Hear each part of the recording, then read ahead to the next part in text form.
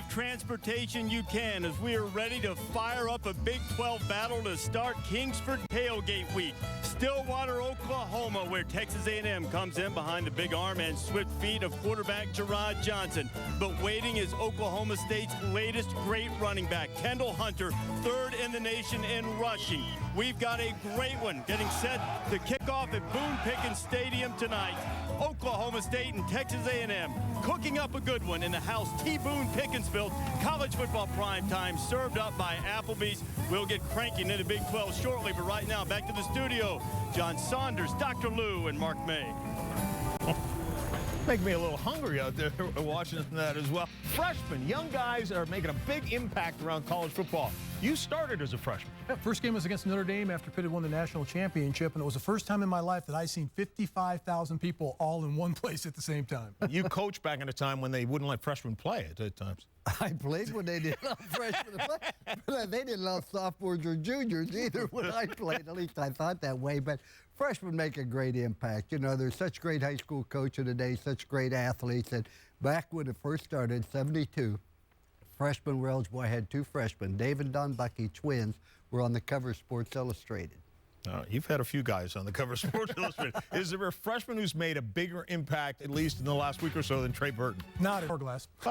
We're not timing. We're not actually going to put a clock to it. Let's look ahead to our game tonight. Oklahoma State is a team that was set up this year for failure. You figure you lose your quarterback, you lose your top wide receiver, your running back is coming back from injury, and yet there's explosive as always. And the thing about it's Mike Gundy and his offense. You look at the way that they're able to score. They're second in scoring in the nation, 57 points a game, but they lead the country in total yards per game. I don't care if you're going up against air on a 7-on-7 drill. Whenever you can put up the kind of yards that Oklahoma State's put up against their opponent, that's a pretty impressive offense, and I think we'll see a lot of scoring in tonight's game. I think you have to give an awful lot of credit to Dana Holgorsen. He's the offense coordinator. He used to be at the University of Houston and Texas Tech, and the stats that you gave are very impressive. When you take the quarterback, I mean, just outstanding, Brandon Whedon, he's number 2 in the country in pass efficiency. You look at the wide receiver, a young man named Justin Blackman, he is number 1 in the country in yardage per game reception at 148 yards a game. And then Kendall Hunter's having a phenomenal year, number 3 in the country. So I think that you have to give a lot of credit to Dana Holgorsen. And when you want to look at Houston, they miss him.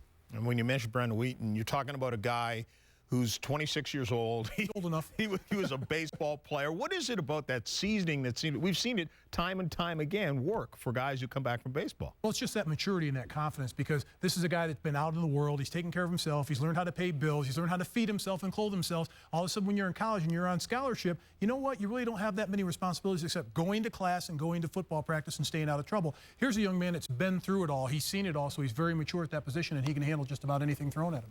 I know that if I could have played when I was 26, I would have been on the second team instead of third, because I was more mature and much better then. But there's no doubt about it. The maturity, the body develops more, etc. You're better prepared. Plus, you've also probably got a few bucks in the bank, too. But let's not undersell Texas A&M. They have a great offense, the great quarterback in Jared Johnson. Yeah, no question about that. All right, stick around. Want to remind you at halftime, Dr. Lou